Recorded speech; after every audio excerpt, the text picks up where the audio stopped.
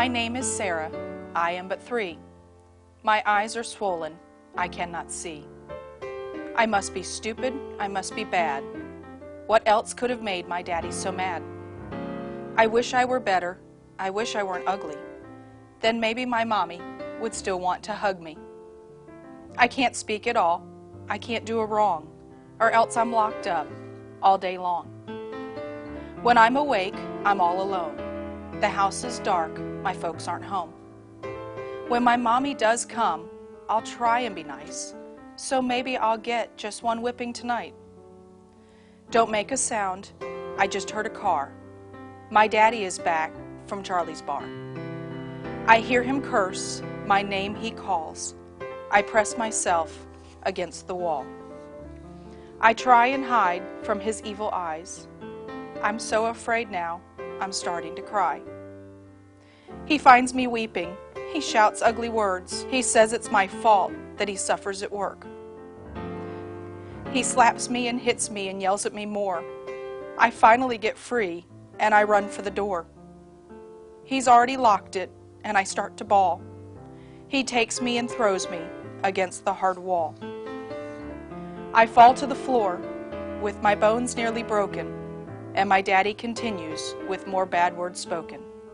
I'm sorry, I scream, but it's now much too late. His face has been twisted into unimaginable hate. The hurt and the pain, again and again. Oh, please, God, have mercy. Oh, please, let it end. And finally he stops, and he heads for the door. Why, I lay there motionless, sprawled on the floor. My name is Sarah, and I am but 3. Tonight my daddy murdered me.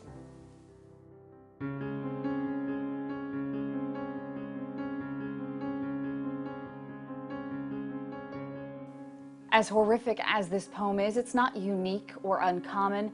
Child abuse is one of the most common causes of death in children in this country.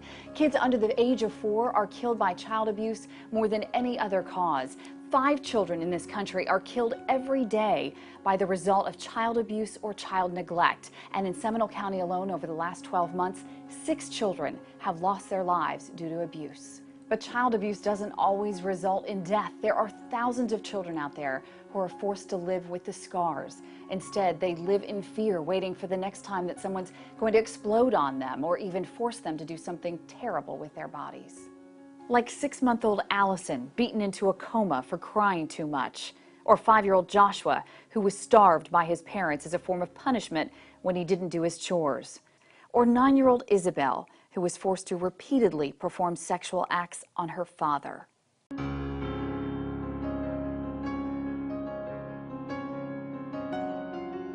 In the past year, more than 4,000 cases have been reported, and those are the ones that have been documented. The vast majority of cases goes unreported, sometimes until it's too late. Child abuse can be the physical, sexual, emotional mistreatment, or neglect of children.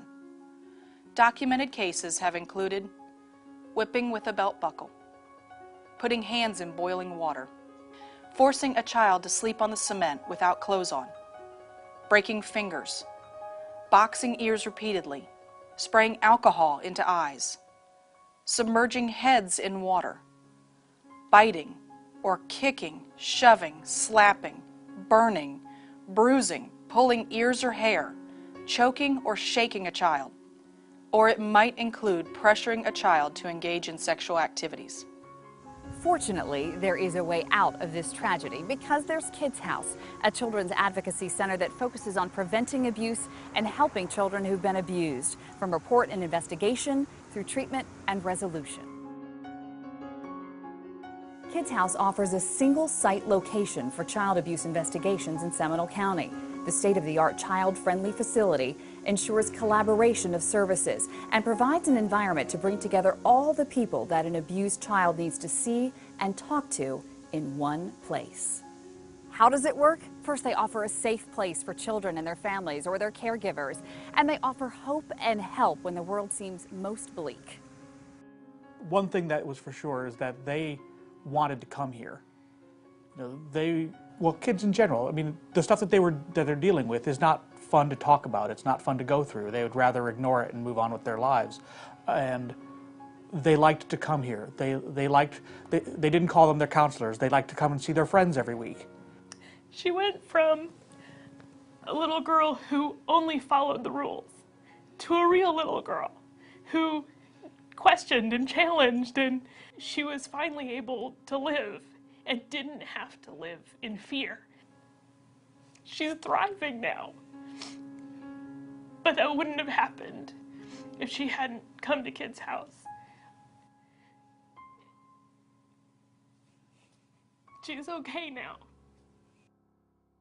Each year at Kids House, we renew our promise to protect our children. Let's go inside and meet some of the volunteers and professionals who promise to protect our community's kids. I promise to empower, encourage, and believe in our kids to help them recover from abuse. I promise to find a way to make our kids smile. I promise to speak to our kids in a non-threatening manner in comfortable, child-friendly interview rooms that are equipped with audio and video recording devices to protect them. I promise to build a rapport with our kids, to earn their trust, and to remind them that they are not at fault for what has happened. I promise to lend a hand whenever I can so the kids have a warm and safe place to come to. I promise to thoroughly but gently conduct forensic examinations on our children and to help to make their bodies healthy and strong.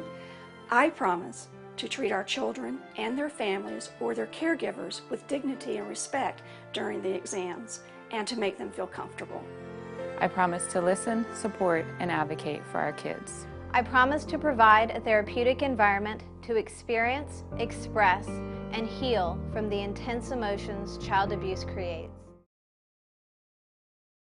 It is incomprehensible that some of our children live in daily fear for their health and safety, being slapped, kicked, beaten, raped, assaulted, and humiliated. And this isn't someplace else. This isn't just on TV or in the newspapers. It is here, in our own communities, in our own neighborhoods. But together, we have the power to stop it. We can protect our children, learn to recognize the signs of abuse, report them, and speak for those who cannot or are too afraid to. Together, we can help end their horror and begin the healing. Each year, more than 2,200 children visit Kids House. More than ever, we need your financial support to continue providing the critical services our kids need. We make many promises to our children, but there is none greater than the promise to love and protect. Please join us, stand with us, and promise to protect our children.